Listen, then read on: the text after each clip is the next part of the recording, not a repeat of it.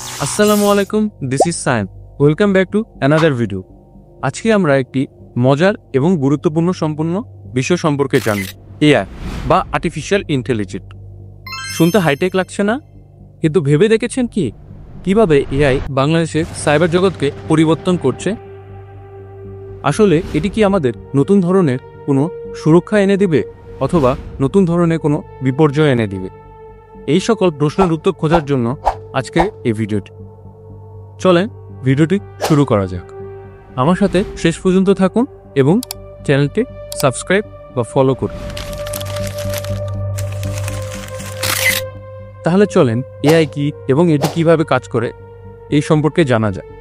AI বা artificial intelligence এমন একটি প্রযুক্তি যা মানুষের মতো চিন্তাভাবনা করতে সক্ষম। উদাহরণস্বরূপ, আপনার ফোনে যে ভয়েস অ্যাসিস্ট্যান্ট রয়েছে সেটিও একটি এআই এর উদাহরণ হতে পারে। এছাড়াও এআই হ্যাকারদের থেকে আপাত দৃষ্টিতে নাও বাঁচাতে পারলে এটি কিন্তু আমাদের নানানভাবে সাহায্য করতে পারে। যেমন ধরুন, আপনার ব্যাংক থেকে কেউ টাকা চুরির চেষ্টা করছে। এইসব সন্দেহজনক বিষয়বস্তু লক্ষ্য করে এআই সাথে সাথে আমাদের সতর্ক করে দিতে পারে, কারণ এআই একই সাথে হাজার হাজার ডেটা অ্যানালাইসিস করতে সক্ষম, যা মানুষের থেকেও ফাস্ট। তাহলে চলেন বাংলাদেশে বর্তমানে এআইয়ের অবস্থা সম্পর্কে জানা যায়। এখানে প্রশ্ন হচ্ছে, বাংলাদেশে আমরা কতটুকু এআই নিয়ে প্রস্তুত? সরকার ন্যাশনাল সাইবার সিকিউরিটি স্ট্র্যাটেজিতে এআইয়ের কথা বলেছে। এটি বাস্তবে কতটুকু কাজে লেগেছে তা এখনো প্রশ্ন। আমাদের government CIRT computer incident response team আছে, কিন্তু এআইয়ের মতো অত্যাধুনিক প্রযুক্তি ব্যবহারে এখনো পিছিয়ে।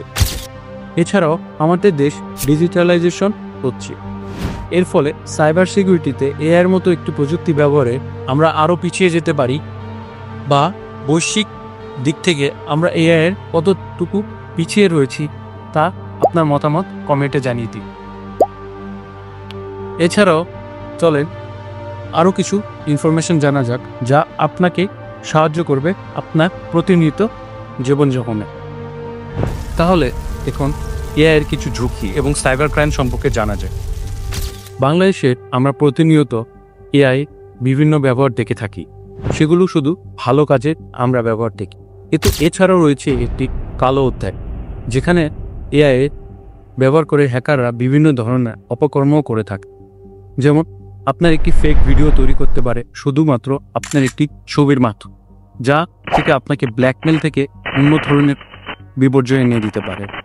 এবং এছাড়াও দেখি আমরা বিভিন্ন সচরাচর আমরা ফেসবুকে হ্যাকিংয়ের কথা শুনি, যে কারো অ্যাকাউন্ট হ্যাক হয়ে গেছে বা মিথ্যা খবর প্রচার হয়েছে সেই অ্যাকাউন্টে। এটি এআই ব্যবহার করে আরও খারাপ করা সম্ভব, যা আমাদের জানা উচিত। আসলে এআই যেমন আমাদের ভালো কাজে ব্যবহার হয়, তার থেকে অত্যাধিক খারাপ কাজে ব্যবহার করা সম্ভব। এখন আমরা যদি এই সব জিনিস থেকে সতর্ক না হই, তাহলে আমরা আরও বিভিন্ন ধরনের এআই দ্বারা স্ক্যামের শিকার হতে পারি। যেমন স্মার্ট ফিশিং ইমেল, যা আপনাকে এমন একটি ইমেল পাঠাবে যা মনে হবে আপনি দেখার সাথে সাথে মনে হবে যে এটি কোনো অথরাইজ কোনো কোম্পানি থেকে এসেছে, যা ধরেন আপনার ব্যাংক হতে পারে, আপনার সোশ্যাল মিডিয়া অ্যাকাউন্টগুলো যেমন ফেসবুক, টুইটার, ইউটিউব এগুলো হতে পারে। এছাড়াও গভর্নমেন্ট ওয়েবসাইট থেকেও এগুলো ফেক ইমেল পাঠানো সম্ভব, যার মাধ্যমে একটি ইমেলের মাধ্যমে আপনার পুরো ইনফরমেশন লিক হয়ে যাবে। এবার ব্যক্তিগত পরামর্শে আসা যাক।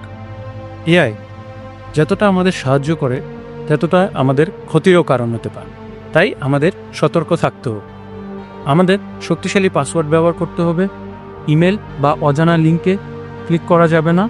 এছাড়াও যে কোনো ভিডিওকে সত্য হিসেবে বিবেচনা করার আগে এর সত্যতা যাচাই করতে হবে। এছাড়াও আমাদের পরিবার, আত্মীয় স্বজন, যা পাড়া প্রতিবেশী যারা আছে, তাদের এই সকল ঝুঁকি থেকে বাঁচাতে বিভিন্ন সচেতনতামূলক ইনফরমেশন প্রোভাইড করতে হবে। এর মাধ্যমে তারাও সচেতন থাকতে পারবে এবং আপনিও সচেতন থাকতে পারবেন। ইনশাল্লাহ দেখা হবে নেক্সট ভিডিওতে। আজকের জন্য ভিডিওটি শেষ। আশা করি আপনাদের ভিডিওটি ভালো লেগেছে। ভিডিওটি ভালো লাগলে প্লিজ লাইক, কমেন্ট এবং শেয়ার অবশ্যই করবেন। ধন্যবাদ।